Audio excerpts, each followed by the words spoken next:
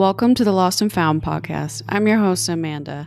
Join me each week as I rediscover my life's meaning, my passions, and my place in this world after leaving behind the only dream I've ever known. If you're dealing with self-loss, identity changes, career transitions, or you're still trying to figure out your life's purpose, then you're not alone. Join me. Wanderers are always welcome.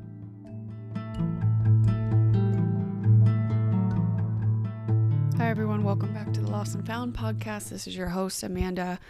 I'm excited to be here. A little stressed out, to be honest, today while I'm recording. I've been in my sweatsuit. This is, for those of you watching on YouTube, this is a new outfit from Petula Active. Not Honor this time, but Petula. Anyway, I've been wearing this all week, and God bless the UPS man that has been here 3 different times already. I just realized when I walked outside this morning that he's definitely seen me wear this all week. So that's where I'm at. No makeup, same set of sweatpants that I've been in for a week straight. I wanted to hop on here because we haven't done a solo episode in a while. And to be completely honest, I've been so overwhelmed. I've had so much going on with my family and with my day job, and something just always had to give. And it was so much easier to just let the podcast go, because it's so time intensive. I know that I'm sure some of that is my fault because I don't have enough systems in place to make this more efficient. And one day I'm hoping I can magically find the spare time to figure out how to do that. But really the only way to get better at editing and scheduling and social media and all that jazz is to do it more. And I really don't have the time. Right now, the whole first quarter of the year just flew by, and I was gone in January for family vacation stuff and then grandmother stuff that we had to handle. February was very similar, just regular work that took precedent. And I think I did maybe 2 episodes in January, 2 in February, and March I finally recorded in person and have been trying to get back on track. And that's some of the episodes that you've seen that have been released. But I'm just really, really overwhelmed, and I felt like a failure. I felt like I didn't have anything good to say. I felt like, why would I want to talk about my journey with anybody right now? Because every time I think about trying to get on the mic, something comes up, or I'm exhausted, or I'm angry with myself, or I'm frustrated with where I'm at in my journey, and I don't feel like I have anything nice to say.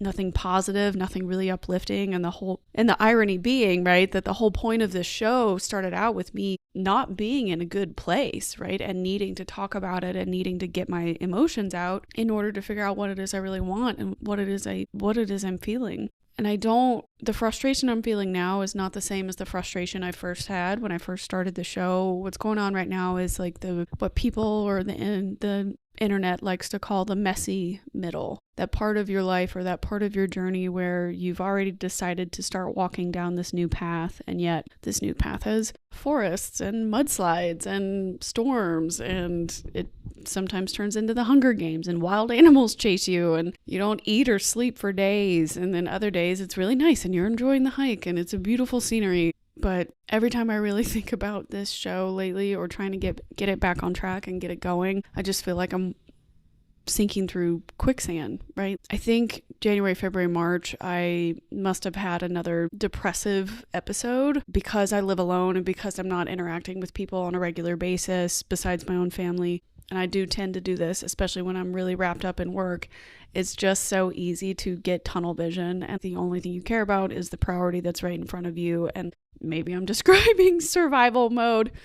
I just wanted to come on here and apologize, because the whole point of the show was to explain whatever it is that I'm feeling. And no one told me the episodes needed to be an hour long. No one told me the industry standard is X, Y, or Z. And I'm sure that you can look up stats for the most prominent shows and how long they are and how often do people listen to your episode and when do they trail off and blah, blah, blah, blah, blah. There's analytics to everything. If you're creating anything digital online right now, there's analytics to everything. But that's another job. That's another role. That's another position that I would need to hire out to fully understand whatever the fuck is going on with this podcast. Ugh.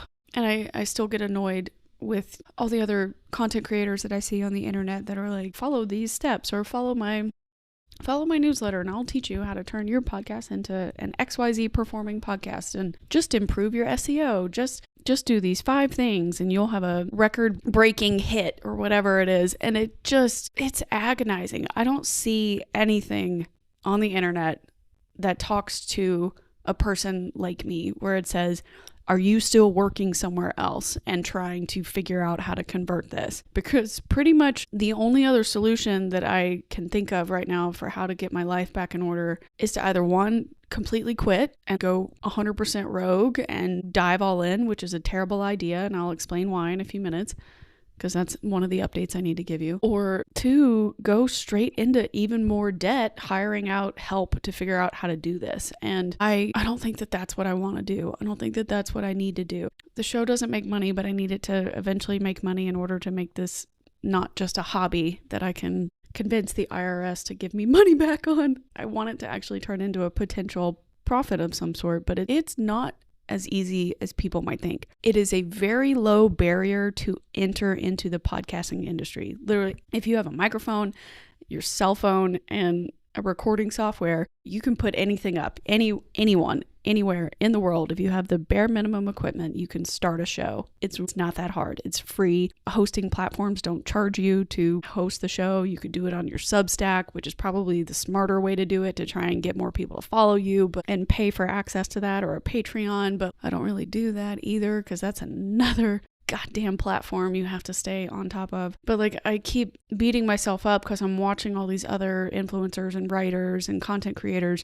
They magically have a perfect Substack article every week, or 2 or 3 of them a week, and a LinkedIn post, 2 or 3 of them a week, and a tweet and a whatever, and all the luggage matches across the platforms. And I know that comes from having a system in place that helps them replicate that content into multiple platforms to get it to fit. But I'm doing everything like that by hand, other than if I go into using AI tools that are going to help me. And now my Instagram algorithm is all messed up because all it does is send me Claude FAQs and how to use the Claude chatbots and other LLM stuff. And now Claude apparently can edit videos for you too. So I'm just like, what am I doing here? What am I doing here? What do I focus on? What do I pay attention to? What do I care about? And I care about you guys. I care about the listeners. I care about other people that feel like me, where they can't afford to quit their job and just chase their dream because I don't have a safety net, right? I don't have liquidated cash that would match up to a year's salary, right? And maybe I'm making it way too hard on myself. I don't know. I'm probably overthinking all of this, which is another classic Amanda thing. But like, do you get it now? Like, I've just been so overwhelmed lately. And I care about this a lot, but it's really hard. And I never batch recorded in the very beginning. And I don't have a full-time editor that I can afford when I go to the studios. So to hire a team to record in-person sessions, which is what the majority of these big podcast groups and influencers can do, they can afford to hire teams that can do this. So they'll go in for like a week or 2 or a designated day or 2 each week. Maybe they record on Tuesdays and Thursdays every week, and they'll batch record with guests on those days. So then you can get however many episodes you guys, that particular show does per week. You can get 3, 6, 9 episodes done. All the millennials out there are immediately thinking of that rap song. Anyway, I've never done that, and I know that if I did, it would be several grand, probably upwards of $5,000 or more to batch record, batch edit, pay someone to post it across all the social media platforms for YouTube, Instagram, TikTok, whatever. It's a fuck ton of stuff to keep up with, you guys. It really is. And that's why I know that anybody that actually has a job as a full-time content creator, we make fun of them. We do. We make fun of influencers. We make fun of those people. But like the literal skill and the learning curve to figure out all those different softwares and technologies and editing tools, hats off. Hats off to you guys, because I want nothing to do with that. I don't care about, I'm sure I should to a certain extent. Like I don't care 100% about what my content looks like or 100% about what it Am I using the right like caption editing tools? Like I don't care. Mostly because I know that there are other people out there in the world that are better than me. And out of all the lanes that I want to be in, I'm at least smart enough to know the lanes I don't care about, I would rather hire out for. I really wish that I could. And one of these days, I need to be more positive. I need to be more delusional in my manifestation. I need to remind myself, you need to say it as if it's already real. When I'm feeling overwhelmed, when I'm really worried about how am I going to make this stupid show work, you need to say it like it's already real. The money is on its way. The sponsorships are on their way. Brand deals are on their way. More listeners are on their way. They already love the show. They're already huge fans. They already want to support the endeavors of the brand. Art is supposed to be fun and cathartic and engaging and tickle the parts of your brain that you don't normally use in your analytical corporate day job stuff, And for whatever reason, over the last 4 months now, because it's the end of April, the creative drive has not been there. It really hasn't. I've not been motivated to do much of anything. I'll do the bare minimum, right? I'll get the announcement posts out and planned, but I really need some sort of calendar structure to help me post, because that's kind of the biggest thing. I can get the videos edited, I can get the episodes edited, but scheduling them on a calendar to be released across the social media pages and across my website and my Substack, that's where I really need help. So I need to dive in there. And it's just scary. And on the personal side of things, beyond the professional world, because I can't really talk about my day job, but on the personal side, like the last few months have been pretty tricky for my family. As some of you may know, maternal grandmother has been sick for a long time. Back in October of 2025, she started having health declining in various ways. And it took a toll on the family. And in January, we were finally able to get her into an assisted living situation. So the siblings and her friends have split up visiting duties and caretaking duties because she now is in a 24/7 facility. She has caretakers, so we don't need to be there every day, but I'm pretty sure my mom goes every day or every other day right now. And while she and my father are in Europe for the month, I am taking care of all the pets. And I now go to visit Grammy on the opposite days when my uncle or my grandmother's previous caretaker cannot be there. So that's just another part of life that's going on, and another part that takes priority and precedence over the show. And I wanted to come on here and explain where I'm at, because it hasn't really been a very nice place internally inside my head. And I thought that it would be a terrible episode. And what I really need to realize is that I need to be honest. The only way I'm ever going to learn or get comfortable with being authentically myself, I have to share the parts that I don't like. I have to share the parts that don't feel good. I have to share the parts that are not perfectly edited or curated, because that's what real life feels like. I'm not going to pretend to be somebody that I'm not. I'm not a full-time content creator. I am not a professional editor. I am not a creative director. I'm not a filmmaker. I'm not. I'm just a millennial trying to figure out what the fuck to do with her life anymore after it completely fell apart. And I get caught up in the same things you guys do. I get caught up in the, am I being left behind? Am I not moving in the right direction with my life? Am I missing something? How did I get to 35 and I still feel this way about myself? Or I still feel this way about my career? Or I still feel this way about how my life is progressing? What do I do? How do I answer that? How do I solve for that when I'm watching all these other people move forward, or I'm watching all these other people capitalize on the thing that I want to capitalize on? What are they doing right that I'm not? And I'm sure if we want to get technical, they are, because they're editing or using keywords or doing whatever. But I feel like lately my creative drive has just been plummeted because I still don't fully know how to actually just be me here. How do I share what I want to share without it having any kind of agenda behind it? But I also need to have a hook, and I need to have visual cues, and I need to be able to keep your attention for X amount of time. I just want to be me. I just want to put a video out there and not care about what happens to it. But that's also the problem, because if I want the show to get picked up, or if I want brand deals or whatever, people are going to look at your engagement. They're going to look at your follower count and all that, your subscribers, your raters, your reviews. What are people saying about the show?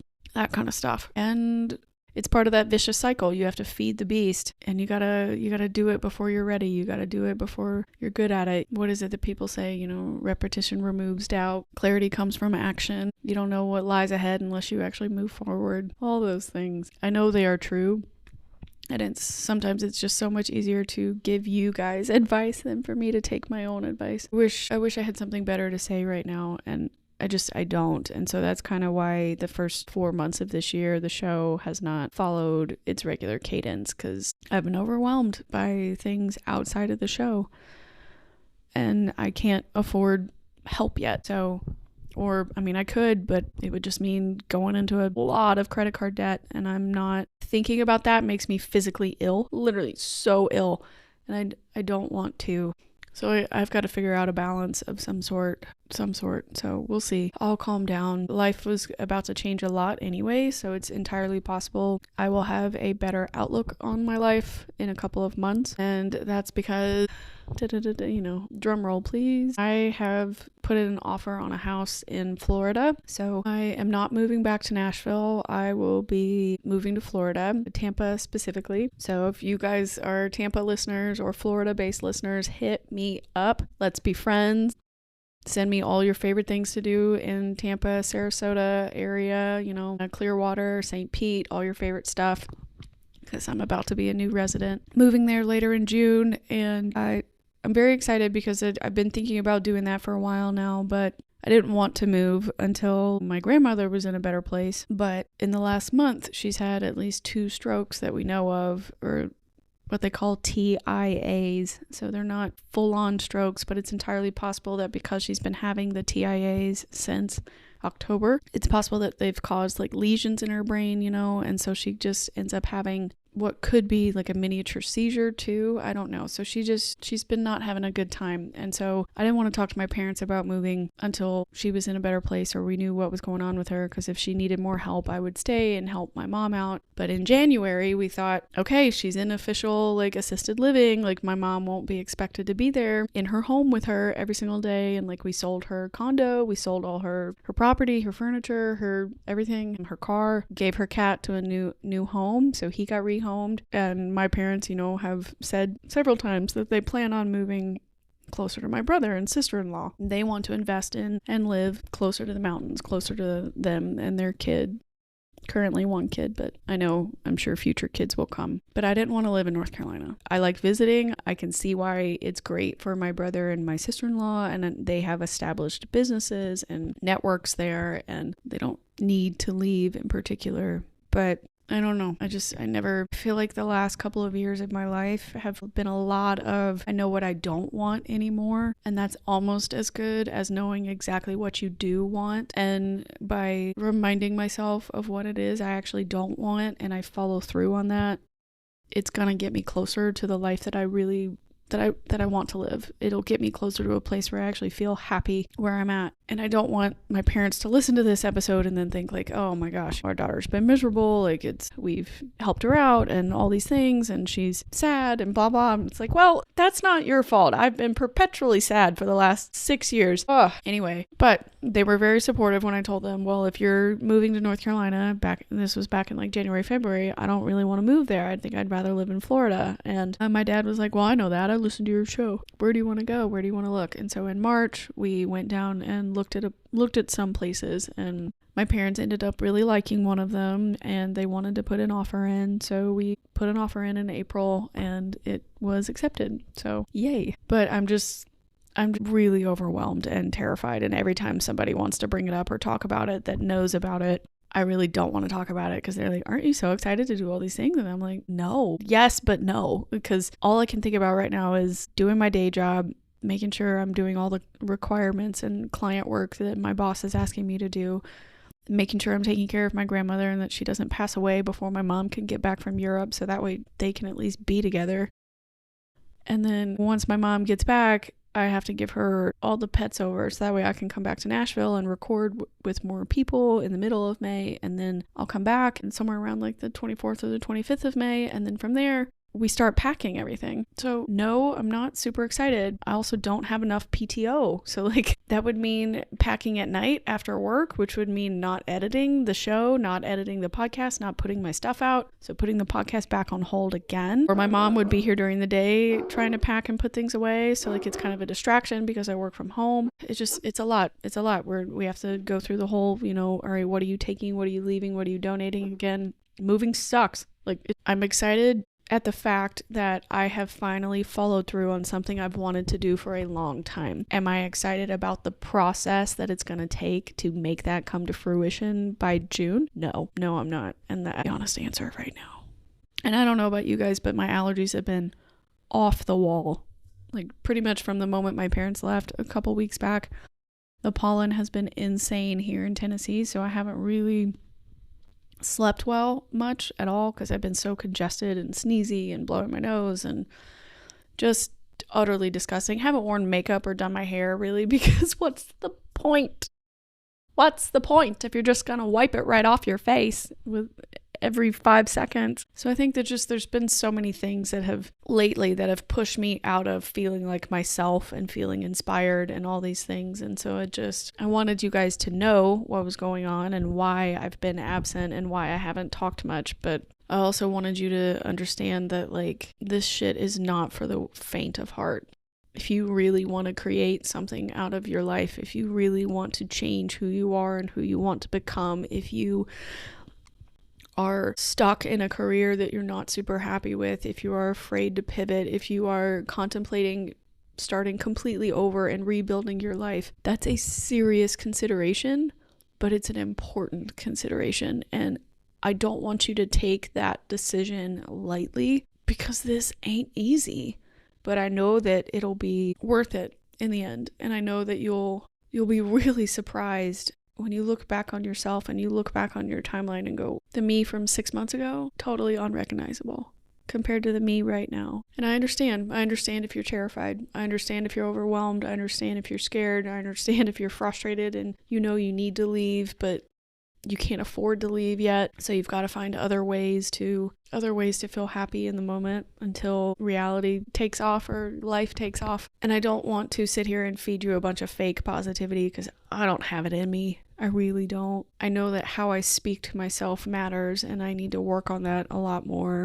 I really need to still work on not the negative part or not beating myself up for taking a break. I need to figure out that fine line between taking a rest and avoiding doing the work. Because I know when I'm creatively overwhelmed or I'm just exhausted, I have no motivation to get back onto the computer. Because all of this is digital, right? I telework, so my life is digital and I'm staring at computers all day for 8 hours or more per day. So then if I take a break to go eat dinner or walk my dog or whatever, and then I come right back onto the laptop for another 5 to 6 hours at night, I don't want to do it. I don't.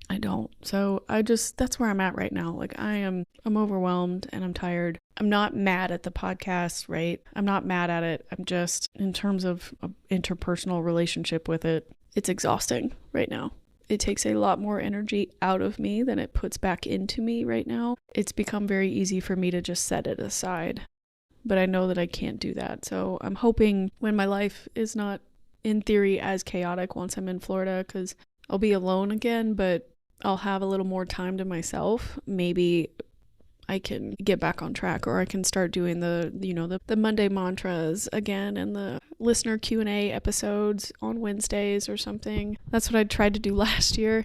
I did a couple of those and I need to bring that back. I think that would be fun. If any of you ever have questions, if you ever have a story you want to share, if you ever have a particular question for me about your journey, or if there's anything I can do to help you, you can always submit a question at hello@podcastforthelost.com. You can also go onto my website. There's a contact page on my website as well on podcastforthelost.com, and you can submit your question through that contact page too. Everything would be anonymous. I would not be following up with you directly if you did not want to be known, and I would never name you on the show as well.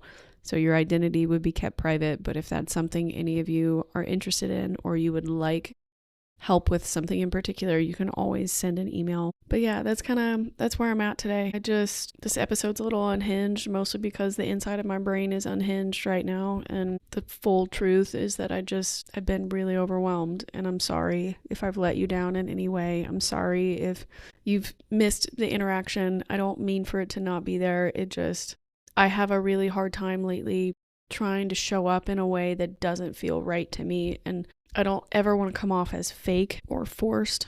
And so I know that what I do and what I say online gets monitored, and I have to be really careful about how I show up and what I say and what I do, especially about the podcast or my career, which is the whole point of the show. So it's just a weird fine line that I'm trying to figure out how to navigate, and I haven't fully figured it out. So I'll work on it someday. That's a future Amanda problem, but I love you guys. I mean it. I will catch you again soon. I will try my best to try and get back on here and connect with you. I have tons of ideas written into my phone and notes and stuff that I want to use to bring up topics and things. So I have content that I want to talk about. I have inspiration that I've been holding on to, but it's finding the time to actually batch record a bunch of stuff and turn it into something for you. That's the tough part. So one of these days, man, But I love you guys. Thanks for being here. Thanks for supporting. As always, you can find me hello@podcastforlost.com. Submit your listener questions, submit your wanderer wisdom request. I will read them on an episode in the future, so you can get your question answered directly on the show. You can also find me, Podcast for the Lost, on all social media platforms. You can watch episodes on YouTube. We're on Spotify, Apple, all the other places that you love the show. So remember to like, subscribe, leave a review, rate the show, share it with your friends. Leaving a 5-star review helps the show so much. Of course, leaving your written review on Apple is super helpful. On Spotify, you can leave 5 stars and you can comment directly on each episode, and I can engage with you there as well. I read every comment. I respond to every comment. Same thing on YouTube. If you guys leave comments there, I will respond. But I just appreciate it, and I really appreciate anytime you guys DM me, anytime you post about the show on your own Instagram pages or your own Instagram stories. That's huge. It gets the word out and gets me in front of other listeners that could also benefit from the show. So I really appreciate it. So anytime you share your stories, anytime you save a post, it makes a world of difference. So I really do appreciate you, and I love you guys. I do. Mostly because I need to learn how to love myself, and how can I be an example for you if I don't keep showing up. Right? So cheers to that. I will catch you guys next time. And remember, wanderers are always welcome.